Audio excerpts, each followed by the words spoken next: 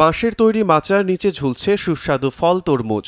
ভাঁড়ে যেন ছিঁড়ে না পড়ে সেজন্য নেট দিয়ে মাচার কাঠামোর সঙ্গে ঝুলিয়ে রাখা হয়েছে ফলগুলো। অসময়ে এমন তরমুজের ক্ষেত দেখে চোখ জুড়িয়ে যায়। কৃষক আবু বক্কর সিদ্দিক 40% জমিতে আবাদ করেছেন সুইট ব্ল্যাক 2 জাতের তরমুজ। প্রথমবার চাষেই দারুণ সফলতা পেয়েছেন তিনি। 70 দিনে হারভেস্ট করার পর এখানে আমি অলরেডি একবার হারভেস্ট করে ফেলছি।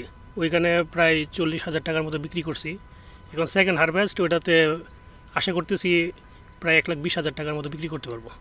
তার মতো এখন অনেক কৃষকই অসময়ের তরমুজ চাষে পেয়েছেন সফলতা। ক্ষেতের পাশ থেকেই পাইকারি বিক্রি এবং দাম ভালো থাকায় এ অঞ্চলে চাষ বাড়ছে সুস্বাদু এই ফলের। এখন তো তরমুজ পাওয়া যায় না, অফ সিজনের তরমুজ।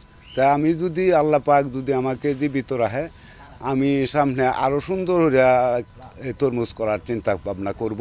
আগামীতে আমি চাইতাছি 40% জমি আমি করার জন্য। বিক্রত ভালো, খাইতে ভালো মাল, অফ সিজনের মাল তো খাওয়া তো ভালো, মাল টানেও বেশি।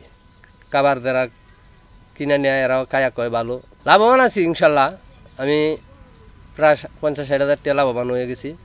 কৃষকদেরকে প্রযুক্তিগত সহায়তার পাশাপাশি মাঠে গিয়ে তদারকি করছে কৃষি বিভাগ। এখানে মালচিং পেপারে আমরা সুষম মাত্রায় সার, রাসায়নিক সার এবং জৈব সার ব্যবহার করে আমরা এখানে চারা রোপণ করেছি। এরপর দেখা যাচ্ছে যে পরামর্শগুলো আমরা প্রতিটা গাছের আমরা 2-3টা করে ব্রাঞ্চিং রেখে বাকি অন্যান্য যে 500 কুচিগুলো এগুলো আমরা কেটে দিচ্ছি। এর ফলে দেখা যাচ্ছে যে আমাদের ফলনগুলো এখানে বেড়ে যাচ্ছে এবং প্রতিটা গাছে 2 থেকে 3টা তরমুজ রেখে অন্যান্য তরমুজগুলো আমরা কেটে ফেলে দিছি। এতে করে প্রতিটা তরমুজ প্রায় 3 কেজি 2 কেজি ওজনের হয়েছে। আমরা চেষ্টা করছি কৃষকদেরকে যেন মাটির স্বাস্থ্য ঠিক রেখে তারা যেন চাষাবাদ করেন।